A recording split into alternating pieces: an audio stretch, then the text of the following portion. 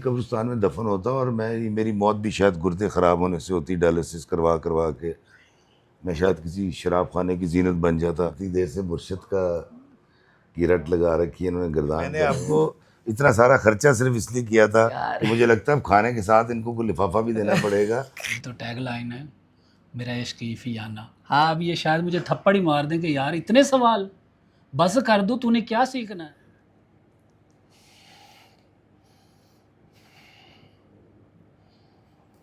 ज़िंदगी में एक मसला हुआ था तो मैंने पता नहीं किसका किसका दरवाज़ा खड़काया था जाके। अभी इन्होंने मुझे ये मोबाइल गिफ्ट किया है यार, ये तो हमें दोस्तों उम्मीद करता हूँ आप खैर आफियत से होंगे। और आज मैंने दफ्तर से जल्दी छुट्टी ली और छुट्टी क्या ली, सुबह जल्दी आया और अभी मतलब जल्दी जा रहा हूँ। आज जल्दी जाने की एक वजह है कि हमारे प्यारे बेहतरीन पाकिस्तान के लेजेंड एक ट्रैवल व्लॉगर हैं, अदाकार हैं, तख्लीक़कार हैं, राइटर हैं, पोइट हैं, जनाब इफ्तिखार अहमद उस्मानी साहब। उनके घर आज दावत है और क्या ही बाकमाल शख्सियत हैं। अल्लाह ताला उन्हें ज़िंदगी दे, अल्लाह ताला उन्हें लंबी ज़िंदगी दे। सूफ़ीज़म पे बात करते हैं और मुस्बत बात करते हैं, मुस्बत मैसेज जो है वो कन्वे करते हैं लोगों तक। मुल्कों घूमते हैं, हर कल्चर से वाकिफ़ हैं, दुनिया भर के कल्चर से वाकिफ़ हैं। आज हम उनके घर जा रहे हैं, आपको मिलवाएंगे। आज का जो व्लॉग है वो बहुत अहम होने जा रहा है क्योंकि उनकी एक छोटी सी खुशी है जिसमें हम शरीक होने जा रहे हैं। तो वो जो खुशी है वो हम आपको जनाब वीडियो के एंड पे बताएंगे कि हम किस लिए जा रहे हैं, हम क्यों गए हैं आज उनके घर में दावत है। सो देखते रहिए, इस व्लॉग को पूरा देखिएगा। आज आपको मिलवा रहे हैं आपके पसंदीदा किरदार परिजात के कमाली से। आइए चलते हैं।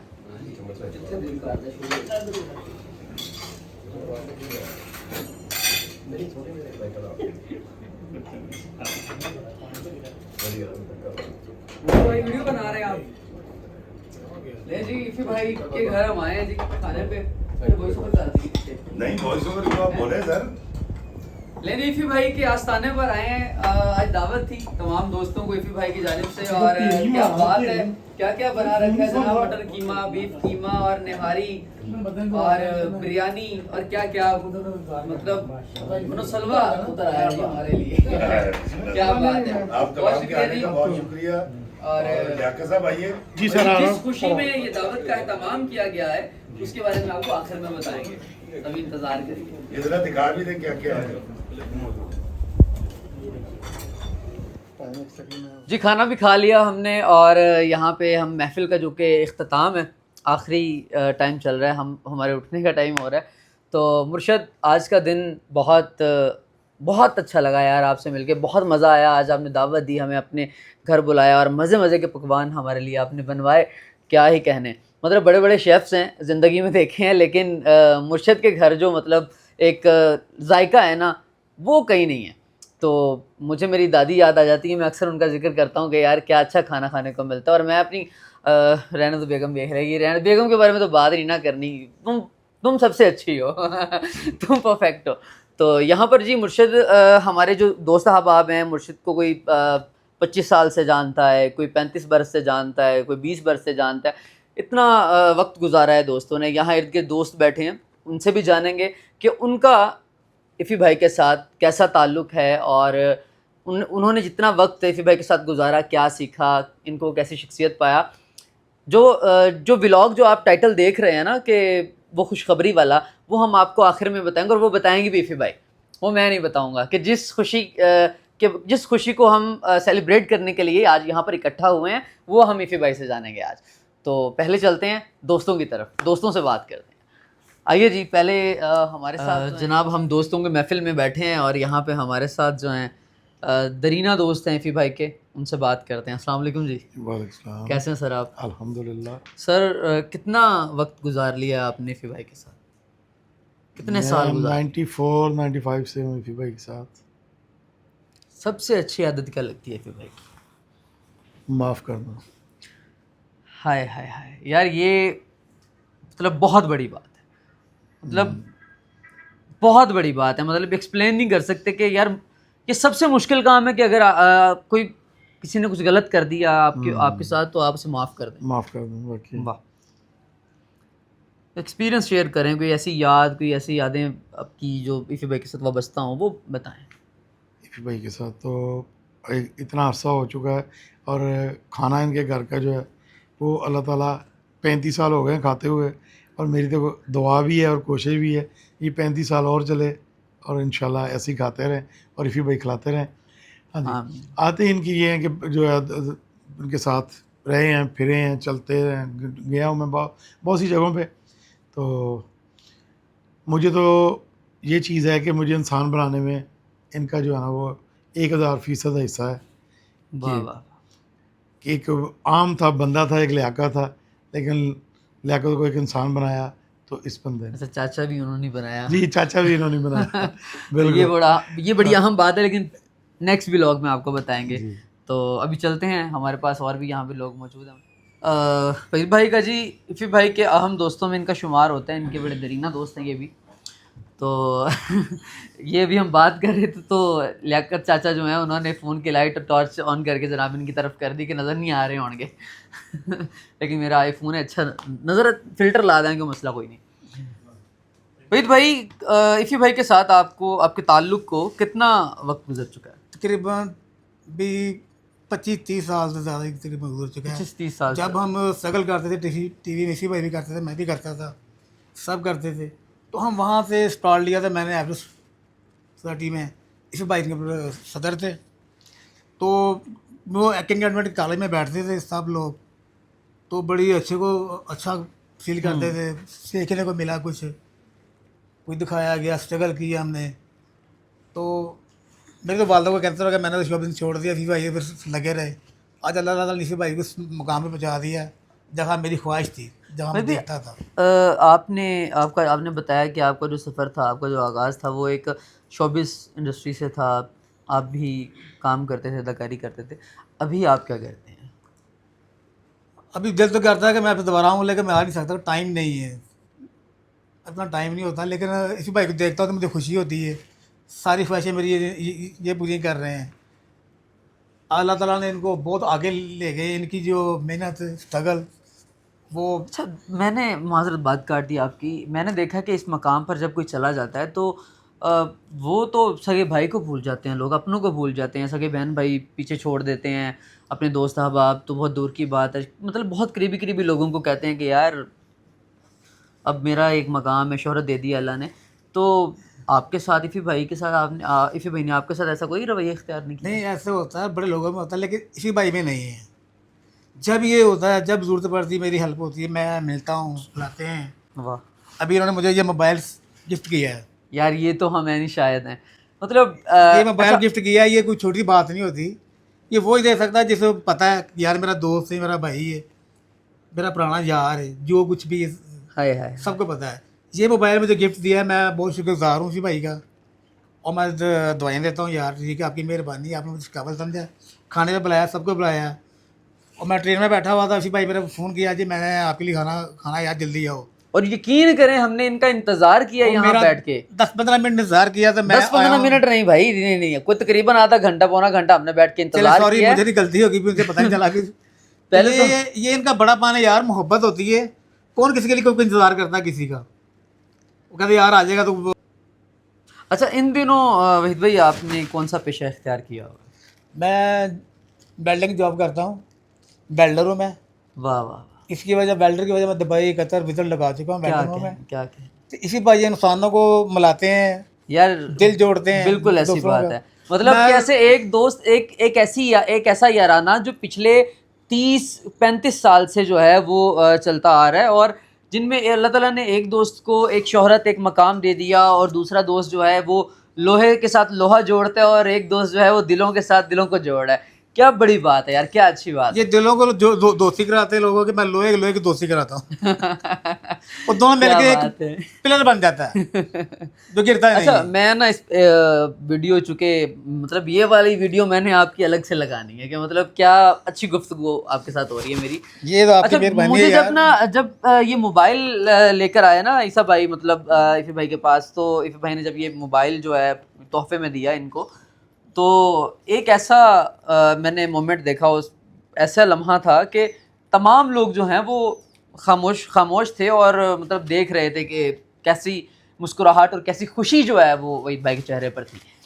तो मैं तब सोच रहा था, मैंने कहा यार क्या मतलब खुशकिस्मत लोग हैं, मतलब हम लोग कितने खुशकिस्मत हैं कि जो 8-10 लोग हैं जो मतलब यहाँ आके इफ़ी भाई की सोहबत में बैठते हैं। मतलब मुझे नहीं लगता कि मतलब ऐसा कोई भी मुश्किल वक्त गुजरा होगा जब इफ़ी भाई ने मतलब कहा हो, हमें ना पूछा हो, मतलब हमने कभी इफ़ी भाई को पुकारा और इफ़ी भाई ने लब्बैक ना कहा हो। मतलब मैंने एक दफ़ा इजहार किया कि इफ़ी भाई मुझे जाना है, मैंने सैर करने जाना है यार, आप जाते रहते हो, यकीन करें मतलब अगले ही हफ्ते में जनाब मुझे कहते हैं आओ चलें, मतलब हम जा रहे हैं तो तुम भी साथ चलो। तो इतना मोटिवेट करते हैं, मतलब इतना जज्बाती मोमेंट था वो वाला कि मैं कह रहा था कि यार ऐसे दोस्त अल्लाह ताला किस्मत वालों को देता है, किसी किसी को देता है। तो अगर आपकी ज़िंदगी में भी कोई इफ्तिखार इफ़ी है, अगर आपकी ज़िंदगी में भी कोई इफ्तिखार इफ़ी मौजूद है तो यार उसकी कदर करें और मतलब मैं कहता हूँ कि पाँव में बैठ जाएं उसके।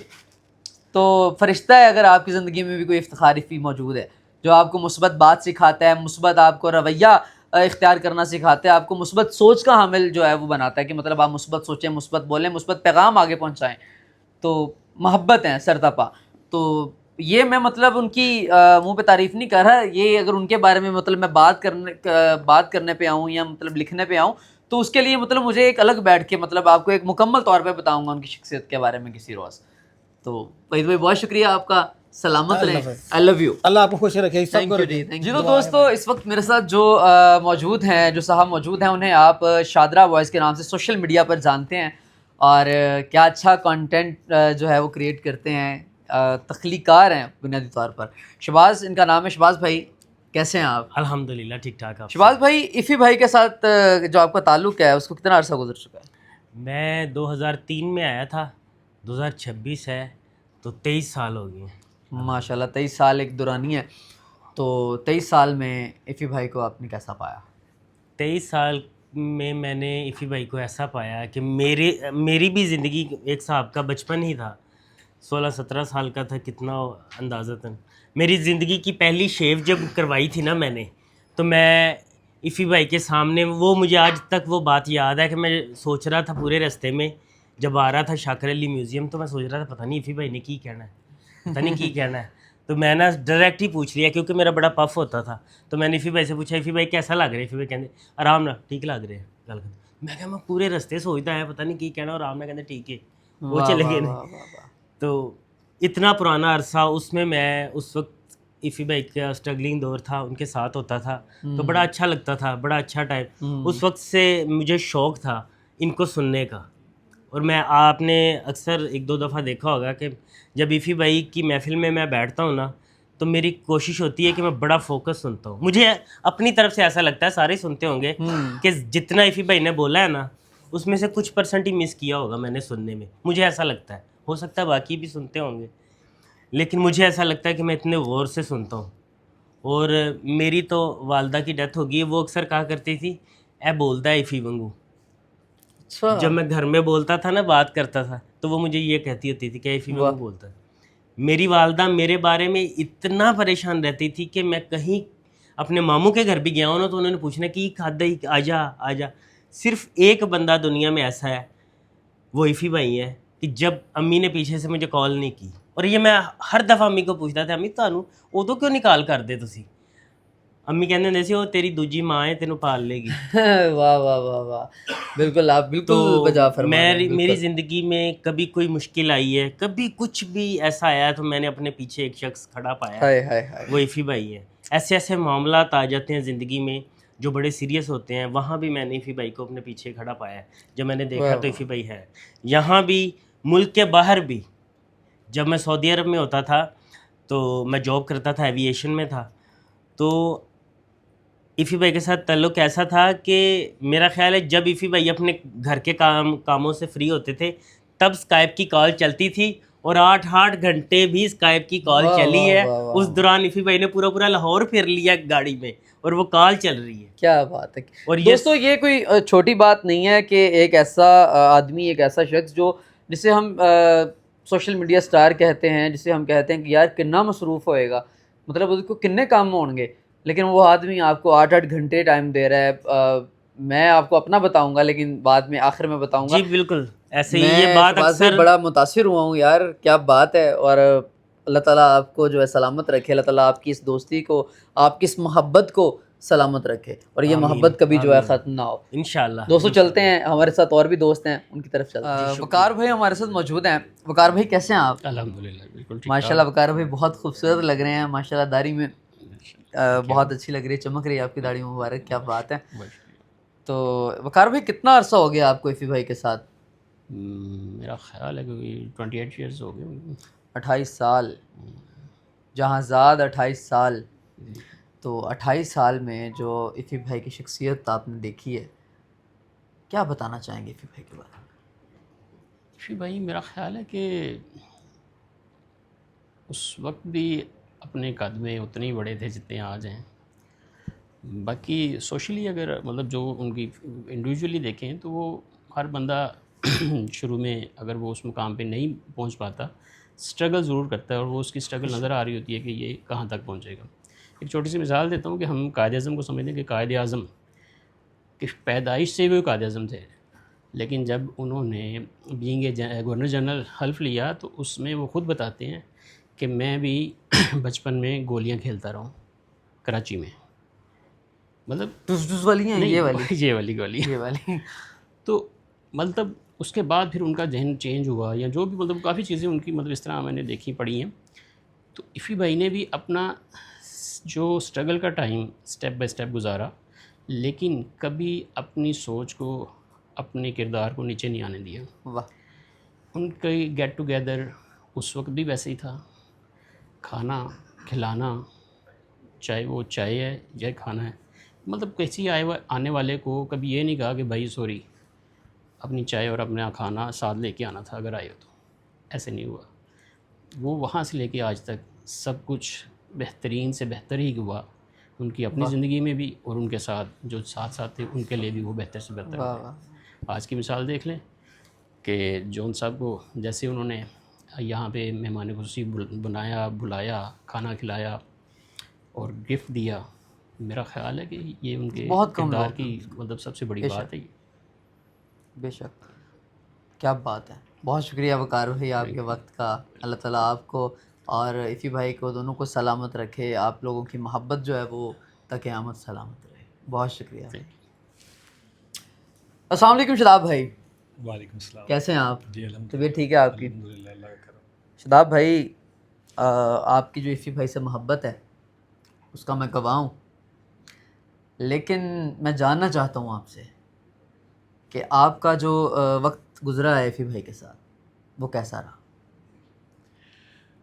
इंटरव्यू के दौरान आपने तो नाम ले लिया, लेकिन मैं काबिल नहीं समझता कि मैं नाम, मैं तो उस्ताद मोहतरम कहता हूँ उनको। ये जो सवाल आपने किया ना, एक्चुअली मुझे याद दिला रहा है उस वक्त की जब मेरे साथ ना एक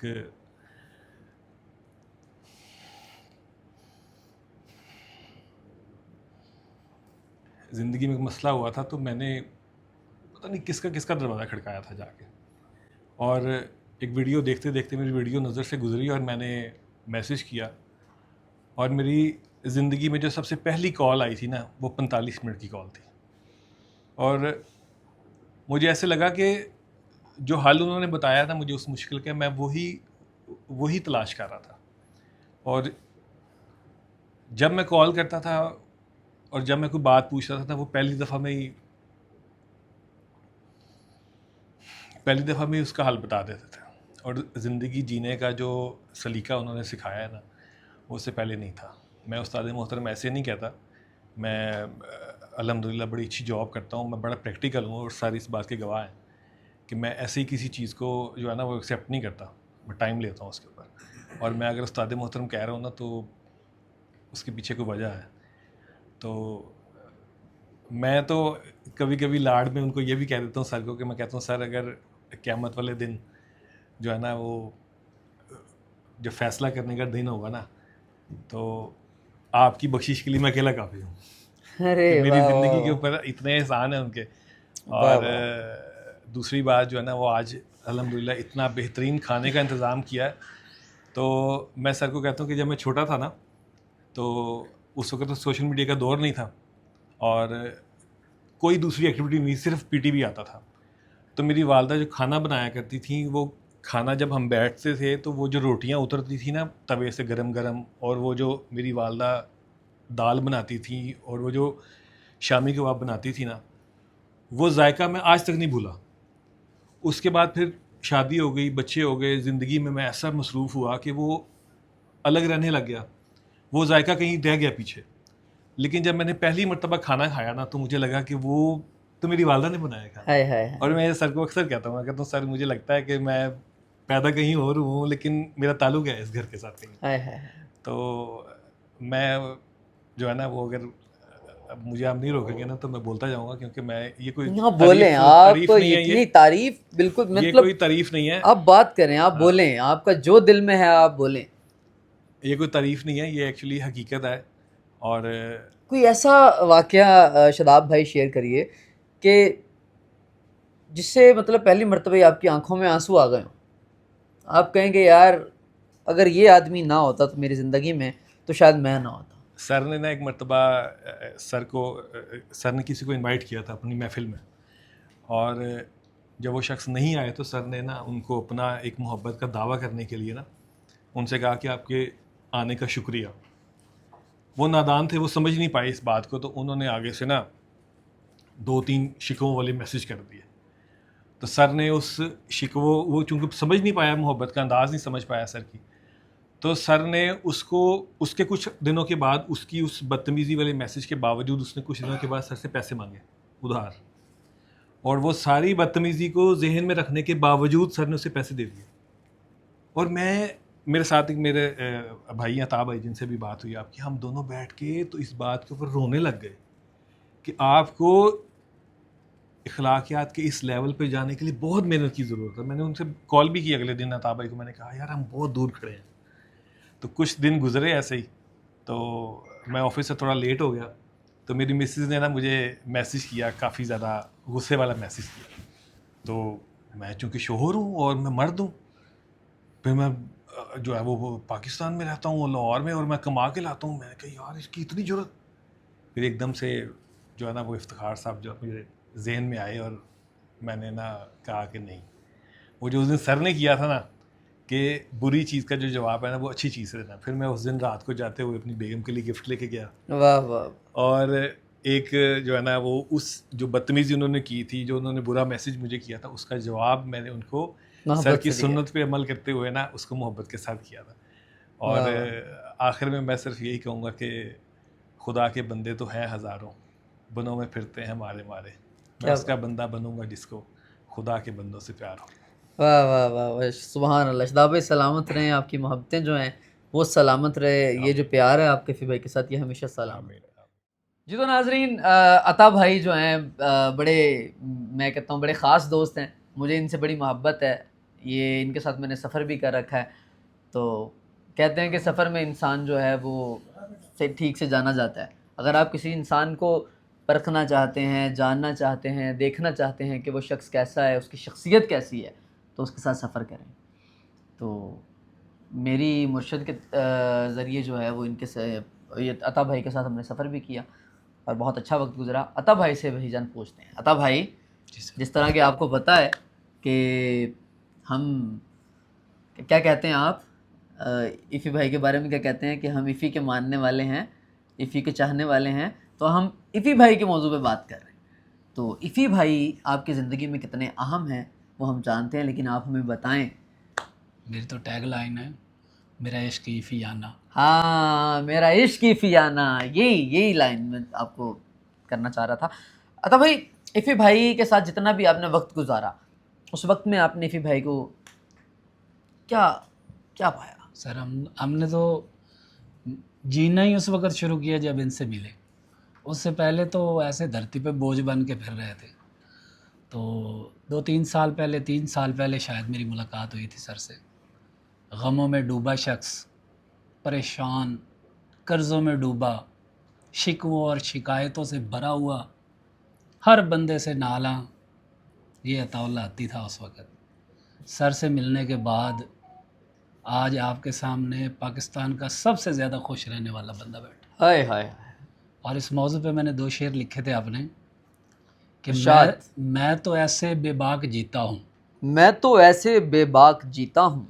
बुग़्ज़ और नफ़रत से पाक जीता हूँ, वाह वाह वाह, प्यार करता हूँ रब के बंदों से, हाय हाय, बन के पैरों की खाक जीता हूँ। क्या कहने, क्या तो कहने ये आता सर की भाई। बरकत है जिन्होंने हमारे घर को जन्नत बनाया, और हमें इस वक्त दुनिया से कुछ भी नहीं चाहिए, किसी से कुछ नहीं चाहिए मुझे, ना पैसा चाहिए, ना इज़्ज़त चाहिए, ना शोहरत चाहिए, ना खाना चाहिए, मुझे किसी से कुछ नहीं चाहिए।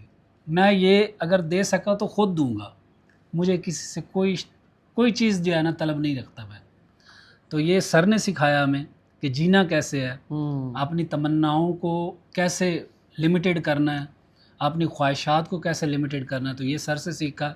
और सबसे बढ़ के जो मेरी ज़िंदगी में बदलाव और तब्दीली आई है वो मेरी इज़्दवाजी लाइफ में आई है, जिसके लिए मैंने 28 रातें सर के साथ जो पहली गुजारी थी, तो मैं इतने सवाल किए कि हामी भाई एक टाइम पे मुझे भी लगा कि अब ये शायद मुझे थप्पड़ ही मार दें कि यार इतने सवाल, बस कर दो, तूने क्या सीखना है, क्या चीज़ है जो समझ नहीं आ रही। तो सर ने, जब मैंने कहा ना सर ये मेरा आखिरी सवाल है, सर कहते नहीं आखिरी नहीं और पूछो। मैंने कहा यार ये आम शख्सियत नहीं है फिर।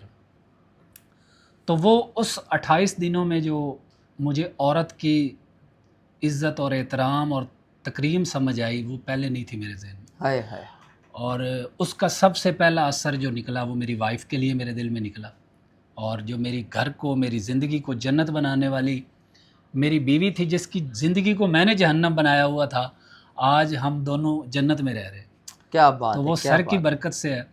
और उसके बाद जो मेरे घर पे मेरे फैमिली, मतलब जहाँ माँ बाप मेरे रहते हैं, भाई रहते हैं, उनके ऊपर जो असरात पड़े तो वो बड़े पॉजिटिव थे। और मतलब ज़िंदगी सुकून में हो गई और सर पॉजिटिव हो गए चिल हैं, मुकम्मल। प्रोग्राम है, कोई किसी किस्म क्या की, बात है, इस वक्त आपको पाकिस्तान में कोई बंदा मिलेगा जिसकी ज़िंदगी में कोई गम ना हो, ये बैठा वाह है। वाह, मेरी ज़िंदगी में कोई गम नहीं है, अल्लाह की कसम कोई गम नहीं।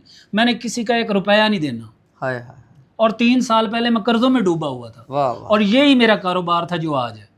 कोई कारोबार नहीं बढ़ा, कुछ भी मेरी ज़राए आमदन नहीं बढ़े, वही हैं जो पहले थे।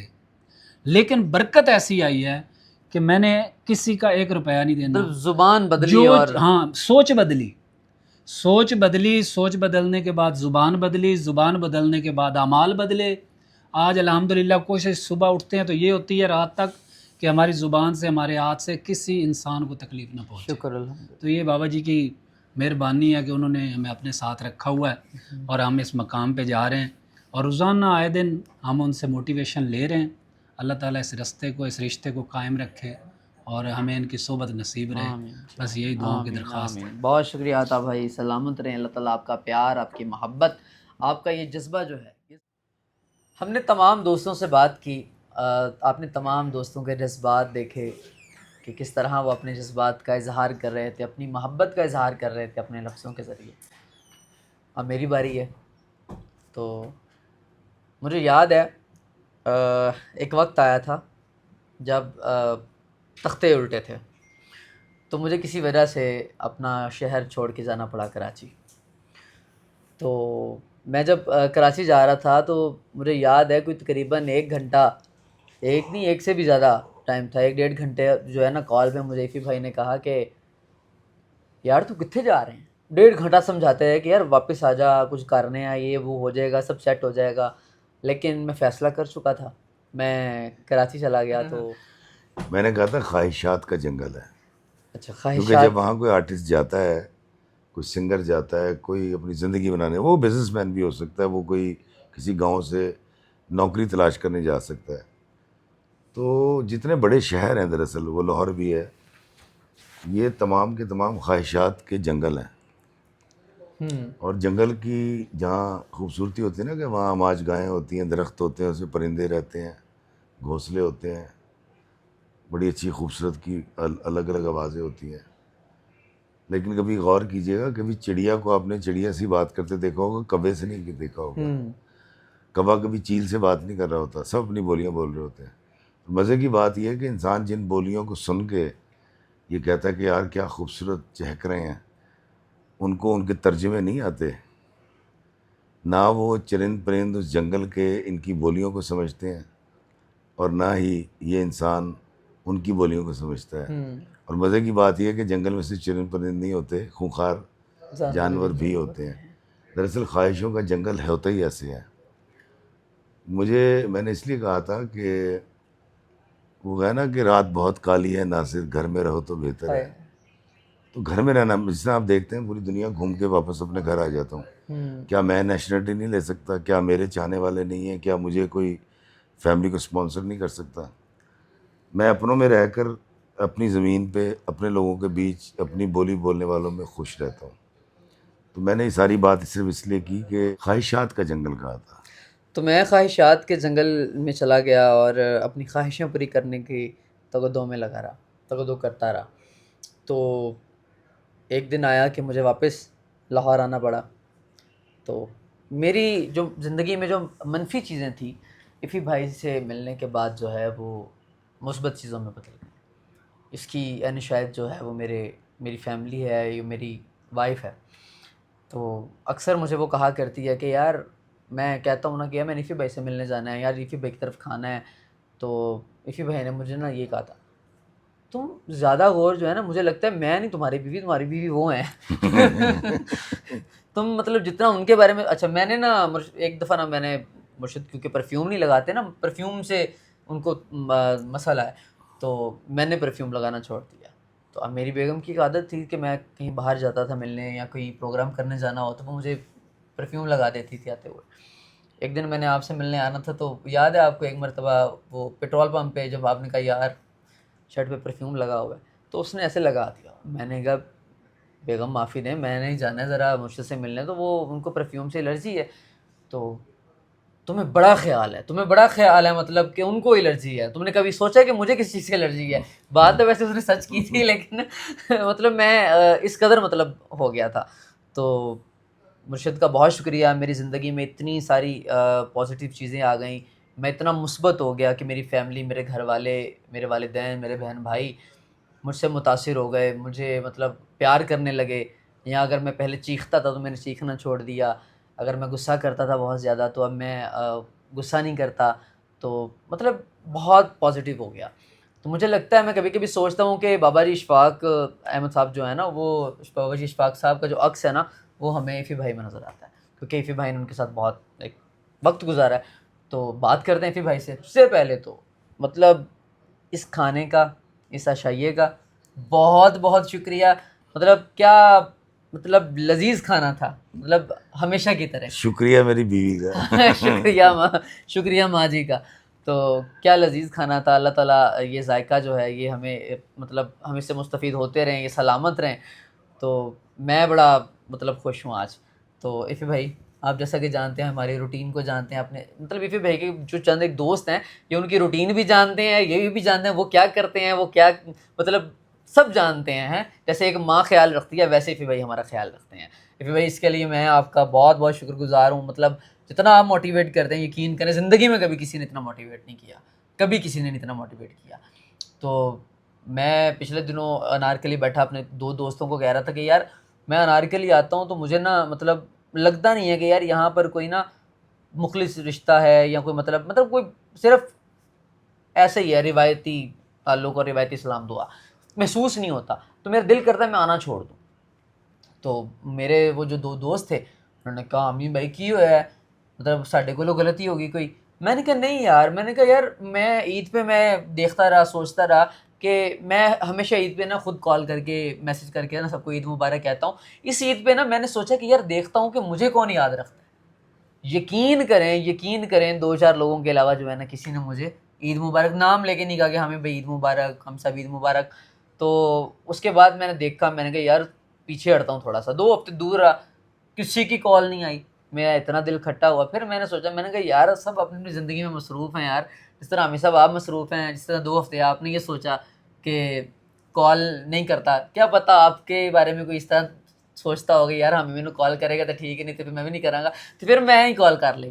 तो मतलब ये चीज़ मुझे इफ़ी भाई आपसे मैंने सीखी कि पहल आप करें, मोहब्बत में पहल आप करें, मुस्बत चीज़ों में पहल आप करें। तो मैं बहुत बोल दिया, अब मैं इफ़ी भाई से बातें करूँगा और इफ़ी भाई की हम सुनेंगे बातें।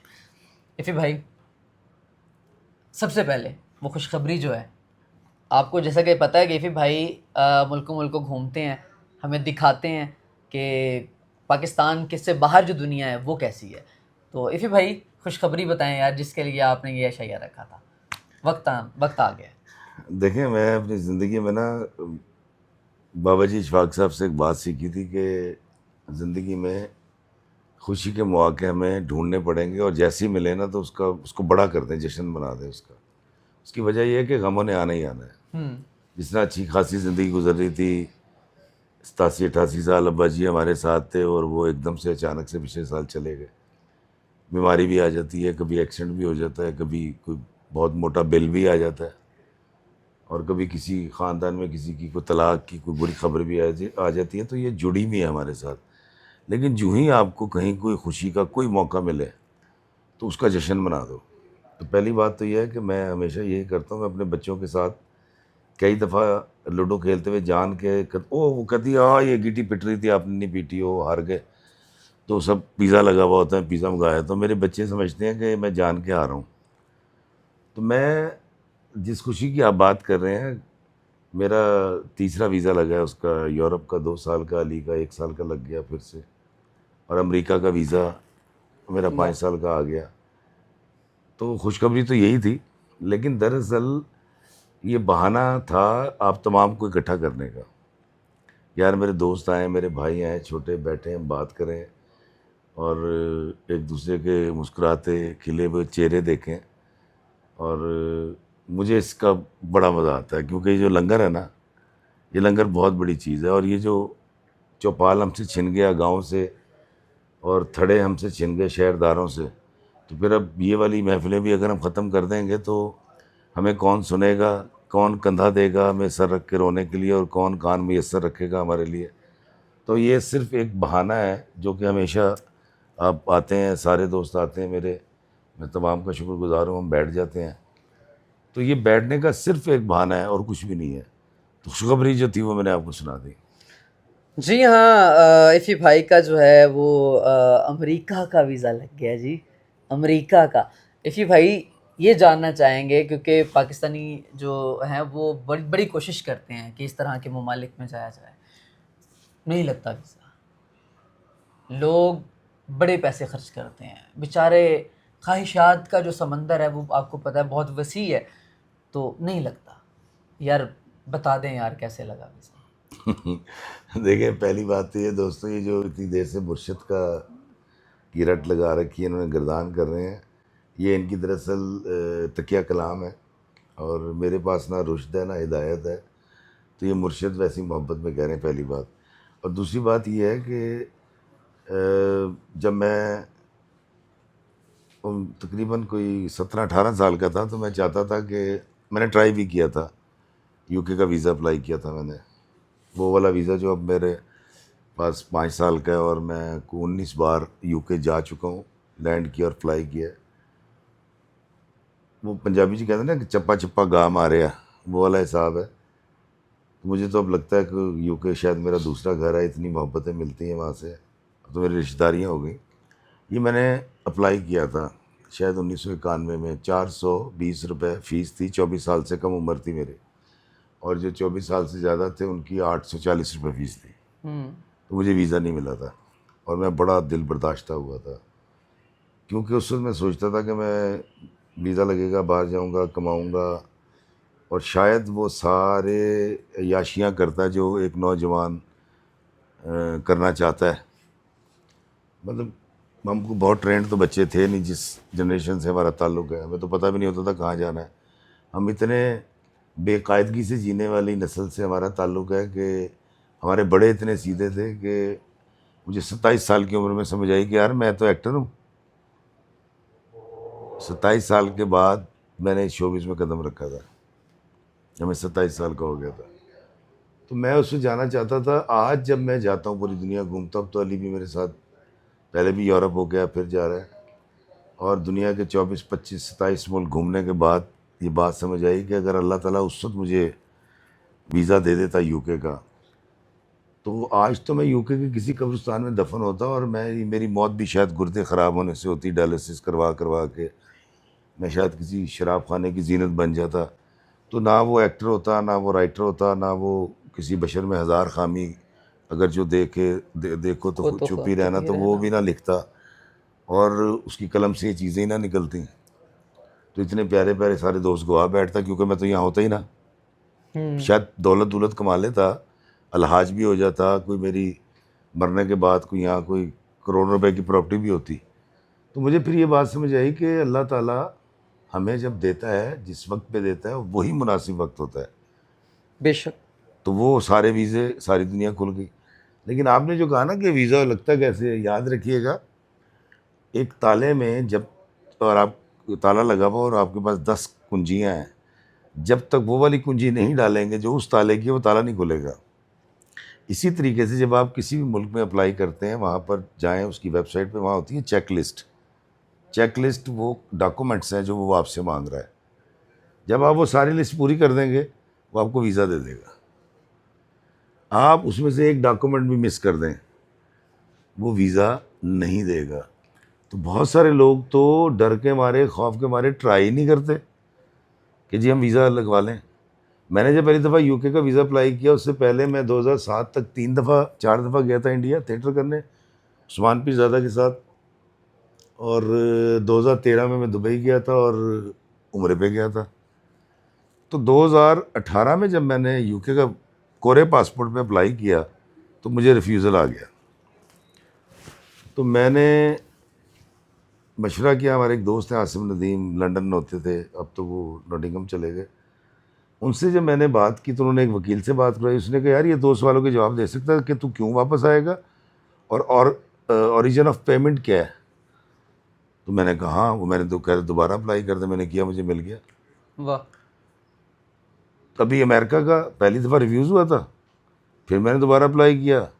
उन्होंने मुझे वीज़ा तो दे दिया, यानी ग्रीन कार्ड पेपर दे दिया, लेकिन 8 महीने बाद मेरा पासपोर्ट भेज दिया और कहा जी आपका 221G में डाल दिया गया। एडमिनिस्ट्रेटिव वो इंक्वायरी करते हैं, तो वो 2 साल के बाद आ गया। बड़ी बात है। कहने का मकसद ये है कि अगर आप बाहर जाना चाहते हैं, सैर करना चाहते हैं, दुनिया को देखना चाहते हैं, तो भाई उस बूहे पे जाके उस दस्तक तो दें उस दरवाजे पे।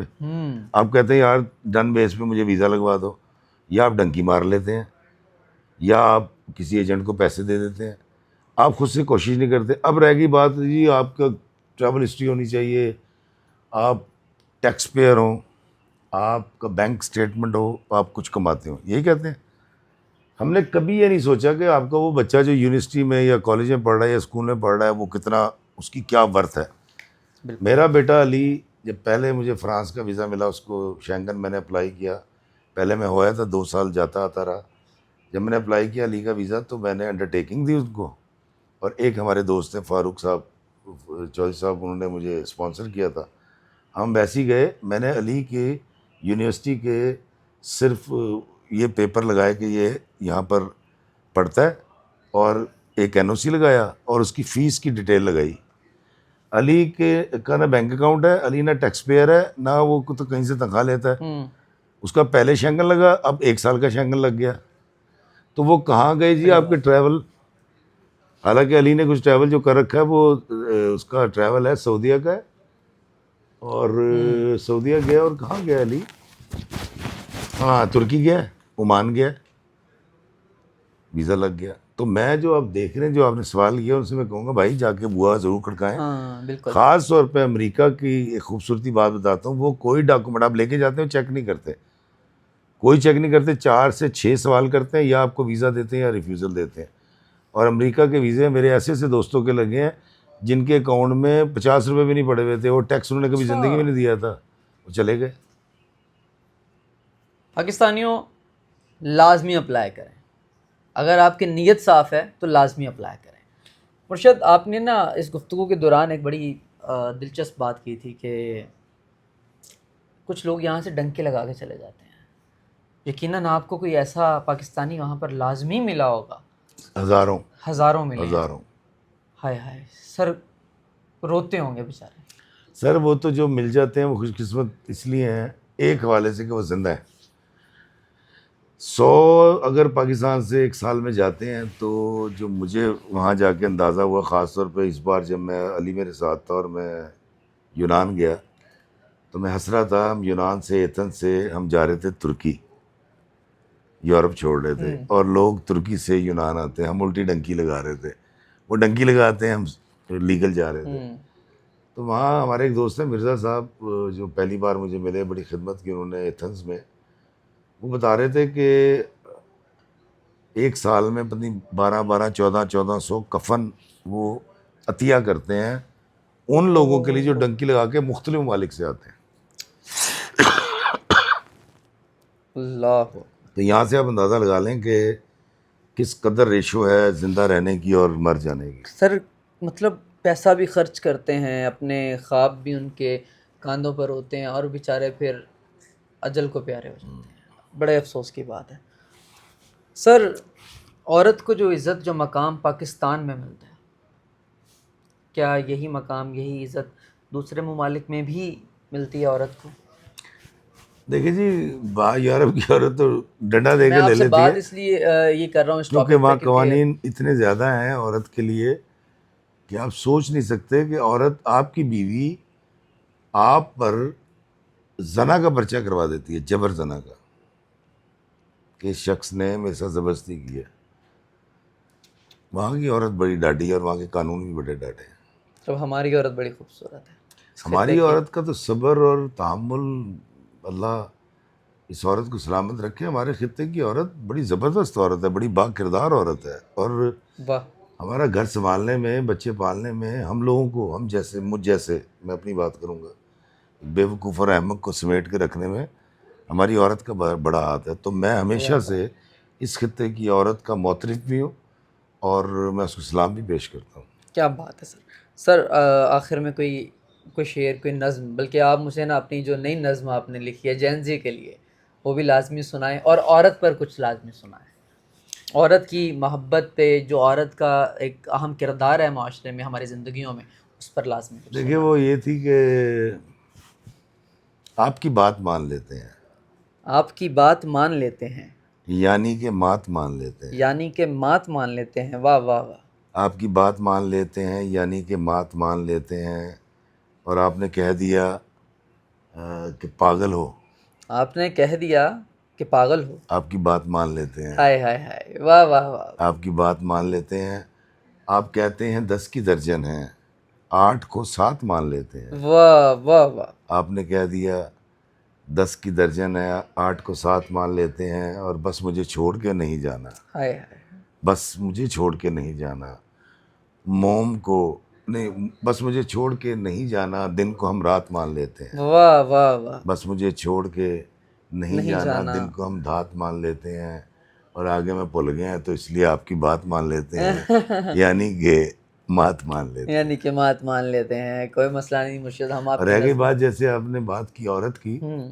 देखिए हमें इस बात को समझना पड़ेगा, बदकिस्मती शायद शुरू होती है मेरा ख्याल। और अब वो माँ की शक्ल में हो तो वो बड़ी बाइज्जत रहती है अगर उसकी औलाद जवान हो जाए, लेकिन अगर वो बहू है तो वो चूल्हा फटने से वो मर जाती है।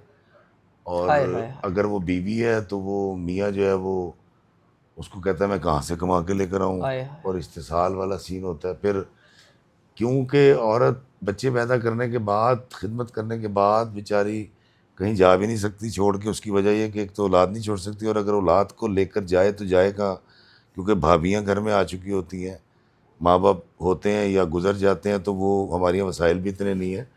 तो हमारे यहाँ औरत, सबके साथ बात नहीं कर रहे हैं हम, बात कर रहे हैं 15 से 16% की, से ज़्यादा की बात नहीं कर रहे। वैसे तो अल्लाह का शुक्र है हमारे यहाँ बेहतरीन बहुएँ, बेहतरीन दामाद, बेहतरीन सासें, बेहतरीन माएँ हैं, अल्हम्दुलिल्लाह। लेकिन हम उनकी बात कर रहे हैं उस छोटे से तबके की जिनका इस्तेसाल होता है। वो इस्तेसाल बहुत बुरा है, मतलब मैं नाम नहीं लूँगा, लेकिन बहुत सारे बड़े उलमा और बहुत सारे ऐसे लोग जिनकी बात सुनी जाती है, वो तो यहाँ तक कहते हुए बुढ़िया ना मारा करो यार, जुल्म ना कराया करो। अब देखते हैं, हाथ जुड़ते हैं। तो मेरा ख्याल है कि वो जो मैं कोशिश करता हूँ रोज़ बाग से कहानी सुना के, इस इंस्टीट्यूशन जिसको शादी कहते हैं जोड़ के रखने की, क्योंकि मेरा ख्याल है कि वो एक शेर है ना कि जिन चिरागों को हवाओं का कोई खौफ नहीं, उन चिरागों को हवाओं से बचाया जाए। तो मैं उन चिरागों को बचाने की कोशिश कर रहा हूँ कि आपकी शादी हुई है, आपके बच्चे भी छोटे हैं, आप मोहब्बत से रहें, प्यार से रहें, सलूक से रहें। बच्चे बचपन से परवान चढ़ेंगे, माँ बाप को मोहब्बत करता देखेंगे और एक अच्छे शहरी और एक नॉर्मल इंसान बनेंगे। अदरवाइज़ वो बच्चा जो अपने माँ को पिटते देखता है अपने बाप से, या बाप का इस्तेसाल होते देखता है माँ के हाथों, या देवरानी जिठानियों की लड़ाइयाँ देखता है, सास बहू के झगड़े देखता है, वो कभी नॉर्मल नहीं हो सकता। तो फिर वो हमेशा, वो जब हम कहते हैं ना कि खरबूजे चोर को फाय लगा दो, तो वो वाला रवैया पैदा होगा। फिर हम 30 रुपए की केलों की खातिर 2 भाइयों को मारेंगे, हाय हाय। फिर हम 10 रुपए किराए की खातिर कंडक्टर जो है वो सवारी को मारेगा, कत्ल कर देगा। इस तरह के रवैयों को टूवर्ड्स नरमी और माफ़ी और दरगुजर की तरफ लाने के लिए ये बड़ा ज़रूरी है कि हम इस इंस्टीट्यूशन को, जिसको शादी कहते हैं, इसको प्रिजर्व करें, इसमें मोहब्बत हम आंगी पैदा करें और दोनों को ये बताएं कि भाई दोनों का सर्वाइवल ही नहीं है। मतलब मैं अपनी बीवी से लड़के या मेरी बीवी मुझसे लड़के जाएगी कहाँ, क्योंकि हमने तो ज़्यादातर वक्त साथ गुजारना होता है। तो वो एक कोशिश है जो मैं करता रहता हूँ और मैं करता रहूँगा। मैं एक समाजी सेवक हूँ और ये सेवा मेरी हमेशा जारी रहेगी। एक बात मैं ज़रूर कहूँगा, क्योंकि आपने कहा आखिर में कि अभी इतने लोग बात कर रहे थे, मैं यहाँ बैठ के सुन रहा था और मैं हंस रहा था। मुझे लगा पता नहीं किसका तस्करा कर रहे हैं। मैं बिल्कुल एक ऐसा आदमी नहीं हूँ, मैं बड़ा गंदा मंदा सा मैला आदमी हूँ अंदर से। और वो था ना कि बाहर की तू माटी फांके, मन के भीतर क्यों ना झांके, उजले तन पे मान किया और मन की मैल ना धोई। तो मैं उजले तन पे मान करने वाला आदमी हूँ जो मन की मैल आज तक धो नहीं सका।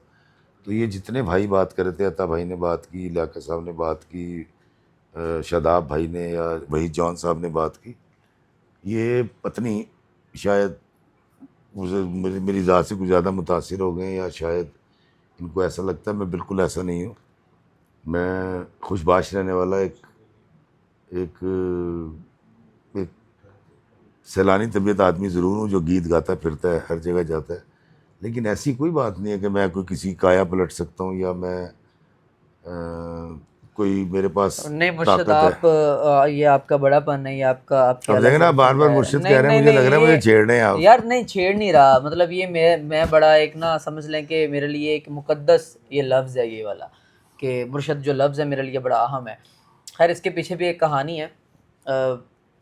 मैं ऑन कैमरा इस बात को मतलब तस्लीम कर रहा हूँ कि मेरी ज़िंदगी बदलने वाला अगर कोई शख्स है, मतलब मेरे ख़ानदान वाले मुझे जानते हैं, वो ये वीडियो देख रहे हैं, मेरे घर वाले ये वीडियो देख रहे हैं, मतलब मेरी ज़िंदगी में अगर मेरे बाबा अगर ये वीडियो देख रहे हैं, ख़ास तौर पे मेरी माँ या मेरा बाप, तो ये वीडियो जो है ना, मैं अगर मेरे अंदर तब्दीली आई है, मैं अगर खामोश तबीयत हो गया हूँ, मैं घर आके मैं बहस नहीं करता, किसी से लड़ता नहीं हूँ। पहले तो मैं मेरी मामा अक्सर कहती हैं मेरी बेगम को कि तुम्हारे आने के बाद ये बदल गया है। अदरवाइज़ ये पहले पानी भी नहीं पीता था उठ के बिस्तर से, लाइट भी बंद करनी होती थी, कॉल करता था दूसरे कमरे से कि अपनी बहन को कि आगे लाइट बंद करके जाओ, मतलब इस तरह की ज़िंदगी। तो अल्हम्दुलिल्लाह मेरी मेरी मेरी जो बीवी है वो इस वक्त अगर ये वीडियो देख रही है तो वो इस बात की गवाह है कि मैंने 3 साल में कभी भी उसको नहीं उठाया। मतलब मैं नाश्ता नहीं करता, मैं इसलिए कि यार अगर मैंने अपनी बीवी को उठा दिया उसकी नींद ख़राब हो जाएगी, तो उसने संभालना होता है मेरी बेटी को सारी रात। तो मतलब ये जो तब्दीलियाँ हैं, मतलब एक जो हमारे इस खित्ते का जो मर्द है, उसका मर्द जो है ना, अंदर का जो मर्द है और गैरत है, वो कभी नहीं मरती, कभी नहीं जाती। इसके लिए आपका मैं बहुत शुक्रगुजार हूँ। यकीन करें अगर आपने मोटिवेशन ना दी होती, अगर आपसे मोटिवेशन ना मिली होती, अगर आपने औरत का वो इज़्ज़त वो मकाम ना समझाया होता, मैं यकीन करें मतलब मैं शायद अपनी बीवी के साथ इस वक्त अपनी सुकून वाली ज़िंदगी ना गुजार रहा। देखें दोस्तों, मैंने इनसे कहा था कि आपने मेरी दावत में आना है और मैं आपको बड़े मज़े मज़े के मुर्गन खाने खिलाऊंगा और आपने एक सेशन करना है मेरी तारीफ़ का, जिसके एवज़ मैं इनको खाना खिला रहा था। लेकिन मैं हैरान हूँ, इतनी ज़्यादा कर दी है यार कि मुझे लगता है अब खाने के साथ इनको कोई लिफाफा भी देना पड़ेगा। तो मैंने इतनी तो बात भी नहीं की थी, इतनी तारीफ़ ये मेरी कर गए हैं सारे मिलके। नहीं ये मतलब ये वीडियो तो बल्कि मैं ख़ुसूसी तौर पे टैग करूँगा अपनी फैमिली को। अगर आप लोग जो तब्दीलियाँ मेरे अंदर मेरी ज़ात के अंदर देख रहे हैं, उसके सिर्फ 3 ही लोग जो हैं, उसको 3 लोगों को क्रेडिट जाता है। पहला मुर्शद, मेरी बीवी और मेरी बेटी। इसके बाद कोई नहीं है कि जिसको मैं ये क्रेडिट दे सकूं कि भाई मेरी ज़िंदगी में जो बदलाव आया है उसके फलां फलां, नहीं, ये 3 लोग। तो इन तीनों यार का बहुत बहुत शुक्रिया। इस वीडियो को करने के बाद मैं मशहूर होऊंगा कि नहीं, ये बताएं, मेरी व्यूअरशिप बढ़ेगी? यार ਤੁਹਾਡੀ ਵਧੇ ਨਾ ਵਧੇ मेरी ਵਧनी ये- चाहिए है। ये मुझे बता दें। उसकी वजह ये है कि मैंने आपको इतना सारा खर्चा सिर्फ इसलिए किया था सुन ले जी, कि ये वीडियो बनाई यकीन जाए। करें, यकीन करें, ये जो शख्सियत है ना, ये मतलब मोहब्बत है सरतापा। अल्लाह ताला आपको सर सलामत रखे, अल्लाह ताला आपको लंबी ज़िंदगी दे, इसी तरह आप मुस्कुराते रहें और मतलब हमें अच्छे अच्छे खाने खिलाते रहें। और आपके बंद करने से पहले इस वीडियो को मैं सिर्फ एक गुजारिश करना चाहूँगा। और दोस्तों, मेरे आका करीम सल्लल्लाहु अलैहि वसल्लम के पास एक शख्स आया और उसने पूछा, या रसूल अल्लाह, हम में से बेहतर कौन है? तो मेरे आका मौला ने फरमाया कि तुम में से बेहतर वो है जिसके अखलाक बुलंद है और बीवियों के साथ सिला रहमी से रहता है। अच्छा, माँ के साथ या बाप के साथ इस हदीस में नहीं जुड़ा हुआ, वैसे तो माँ बाप की जो कदर व कीमत हम सब जानते हैं। तो इस बात को हमें ज़रूर गौर करना है कि मेरे आका ने अखलाकियात के साथ और एक इंसान के अच्छे होने के साथ बीवियों के साथ सिला रहमी से रहने को क्यों जोड़ा। ये एक सवाल आपके लिए ज़रूर है। और वैसे भी हामी साहब, मैं आपको बताऊं कि मेरे माँ बाप क्योंकि मुझे पैदा करते हैं, पालते हैं, मैं अपनी माँ के जिस्म का एक हिस्सा होता हूँ, तो वो एक कुदरती खिंचाव और लगाव ऐसे वो होता है। और वो आप चाहें ना चाहें, आप उनके साथ सिला रहमी भी करेंगे, उनकी किफ़ालत भी करेंगे, उनको बुढ़ापे का ख्याल भी रखेंगे। बहन भाई क्योंकि माँ जाए होते हैं। यार, ये तो माँ जाई भी नहीं होती, ये तो कोई और है जो आपके निकाह में दे दी गई और आपके साथ रहती है और आपके बच्चे को सींचती है और पालती है, आपकी खिदमत करती है। इसकी तरफ वो वाला कुदरती लगाव नहीं होता जो माँ को मैसर आ जाता है और बहन भाइयों को और बाप को आ जाता है। बेशक। तो शायद हम इसी वजह से कभी कभी इस औरत की इज़्ज़त, असमत और ख़िदमत में कोताही कर जाते हैं।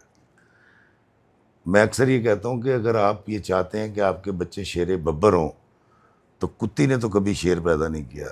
तो अगर आपने अपनी बेगम की तज़लील करनी है, आपने उसको ताने देने हैं, आपने उसको बेइज्जत करके रखना है, तो आपके बच्चे बिल्कुल वैसी होंगे जो ट्रीटमेंट आप अपने बेशक बीवी के साथ कर रहे हैं, क्योंकि बिल्कुल। लाशऊरी तौर पे वो उधर मुंतकिल कर देगी। बेशक ऐसा ही। लेकिन जहांगीर पैदा करने के लिए जो है ना, वो अकबर की तरह जहांगीर की माँ को फिर मलका बना के रखना पड़ता है, तो फिर ये वाला गौरे नायाब मैसर आता है। तो खुदारा जिस औरत के साथ रहना है, जिसके साथ बच्चे पैदा किए हैं, जिसके साथ जिन्हें मरने की कस्में खाते हैं ना, मतलब उसकी रिस्पेक्ट कीजिए। बेशक। और मैं आपको बता दूं, अगर मैं अपनी बीवी की इज़्ज़त नहीं करूंगा, मेरा पूरा ख़ानदान मेरी बीवी की इज़्ज़त नहीं करेगा। बिल्कुल ऐसे ही है। मैं अपनी बीवी को तौकीर नहीं दूंगा, कोई भी नहीं देगा। बेशक। मेरे भाई, मेरे दोस्तों को, मेरे दोस्त आ जाए, कहते यार ज़रा मेरे दोस्त को बैठी, मैं ज़रा आया, होता है ना, कज़न आ गया कि यार आप बैठना, मैं ज़रा आ रहा हूँ। रिश्तेदार, यार ये हो सकता है कि मैं अपनी बीवी के जो फ़राइज़ मुझ पे हैं, मैं किसी को कह सकूँ, किसी अपने भाई को या बहन को, कि तुम कुछ देर के लिए मेरी बहन मेरी बीवी के साथ शौहर के फ़राइज़ निभा रहा, मैं भी आया। ऐसे नहीं हो सकता। तो ये सारी की सारी जिम्मेदारी शौहर की ही है। और जिस दिन ये सिचुएशन मजबूत हो गया, जिस दिन इसके अंदर ताकत आ गई, तो फिर उसके करिश्मे ऐसे होते हैं। सबसे पहले तो अल्लाह की बरकत आ जाती है। अता भाई ने भी बड़ी कमाल बात की, आपने गौर की होगी। अता भाई कह रहे थे कि यार मेरी आमदनी भी वही है बिल्कुल। और मैं पहले से ज़्यादा खुश हूँ, बेशक है। मुझे अब उधार भी नहीं लेना पड़ता। बड़ी बात है, बड़ी बात। मेरे अंदर खुशी भी ज़्यादा हो गई। और वो कसम खा के कह रहे थे कि मैं इसमें सबसे ज़्यादा खुश हूँ। वो मेरी वजह से नहीं है, यकीन करें वो आप, अपनी वजह से खुश हैं दरअसल। अपने अमाल की वजह से। हाँ, बेशक। अपने मान की वजह से। जी तो दोस्तों, बहुत बहुत शुक्रिया। अल्लाह ताला जो है हमारे मुर्शद, हमारे इफ़ी भाई, हमारे प्यारे भाई। या तो मेरे मुर्शिद कह के गोली मरवा देंगे किसी को, लो खुदा ना वास्ता है। नहीं, मैं प्यार से इन्हें कहता हूँ, मुझे इनसे बड़ी मोहब्बत है। और इनके साथ जो मोहब्बत है, मुझे एक ही लफ्ज़ जो है समझ में आता है, मैं उसी लफ्ज़ से इन्हें पुकारता हूँ। तो अल्लाह ताला इन्हें सलामत रखे, इनका साया हमारे सरों पर हमेशा सलामत रहे। और हम सब जो है वो अपने वालिदैन की इज़्ज़त करें और अपनी बीवियों से मोहब्बत करें, अपने बच्चों को जो परवरिश है वो बहुत अच्छी करें। आमीन। बहुत शुक्रिया। Thank you.